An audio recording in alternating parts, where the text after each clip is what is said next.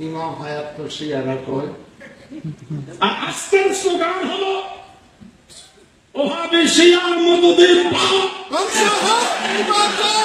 যেই মঞ্চে যেই আন্দোলনে এই শব্দ আছে, যেই সমাবেশে যেই আন্দোলনে এই স্লোগান আছে, ওহাবি শিয়ার মদদের বাপ। তোমরা এই স্লোগানটি উপলব্ধি করো। সেই সংগঠন থেকে এই স্লোগানের প্রবক্তা ইমাম হায়াত শিয়া হতে পারে। হাত তুলে বলেন ইমাম হায়াত শিয়া হতে পারে। ওহাবি শিয়া মদদের বাপ। আমরা আছি কি নাই? হাত তুলে বলেন আমরা কারা কারা আছি?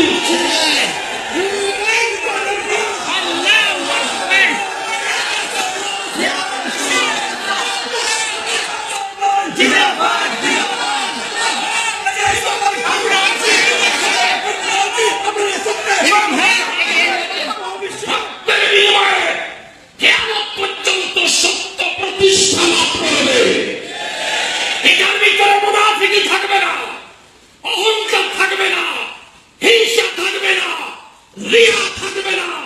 যেটার মধ্যে আমরা আজকে দেখতে পাচ্ছি ইমাম হায়াত আলাইহির রহমা, যার সংগঠনের নাম বিশ্ব সুন্নি আন্দোলন। এই পথে যতদিন বেঁচে থাকবো এই পথ আর এই রথ ইমাম হায়াতের আন্দোলনের সাথে আমরা এক হয়ে থাকবো। আমরা কি একমত?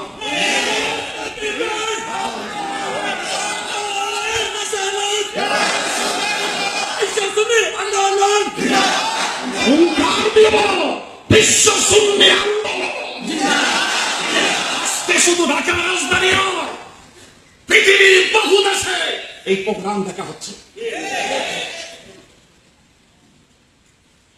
লাখো লাখো কর্মী ওরা প্রোগ্রাম দেখতেছে, আপনাদের বিশ্ব সুন্নি আন্দোলন আওয়াজটা ওরা শুনতেছে। আমার মায়েরা, আপনাদের ঘরে 7 জন লোক আছে আমাদের, আপনাদের কাছে 3টা ভাই আছে আমাদের, আপনাদের কাছে 2টি বোন আছে আমাদের। সুন্নি আন্দোলনের জন্য ওয়াক্ফ করে দাও। এই পথ এই মত তোমাকে আমাকে জান্নাতের রাস্তা উন্মুক্ত করে দিবে। ওরা যারা বিশ্ব সুন্নি আন্দোলনের মঞ্চে দাঁড়াইয়া, ওরা যারা বিশ্ব সুন্নি আন্দোলনের পক্ষে সমান দিয়ে বলে যেতে পারে বিশ্ব সুন্নি আন্দোলনের সাথে আমরা আসি থাকবো। চিৎকার করে বলে বিশ্ব সুন্নি আন্দোলনের নেতা কর্মী ভাইয়েরা, যে যেখানে আসি যে অবস্থাতেই থাকবো, ঘর থেকে আরম্ভ করে, মা থেকে আরম্ভ করে, মসজিদ থেকে আরম্ভ করে, খানকা থেকে আরম্ভ করে, দরবার থেকে আরম্ভ করে, সবাই নিজ নিজ স্থানে থাকবো। বিশ্ব সুন্নি আন্দোলনের আওয়াজ দিয়ে খানকা থেকে বের হইব, মসজিদ থেকে বের হইব। ইমামতি যাবে না, ইমামতি মজবুত হবে। ইমামতি যাবে না, ইমামতি মজবুত হবে। মসজিদে ইমাম থাকবো, খানকায় পীর থাকবো, মাঠে ময়দানে আমরা নেতা হইব। রাজি? কথা বলেন রাজি? কারা কারা রাজি?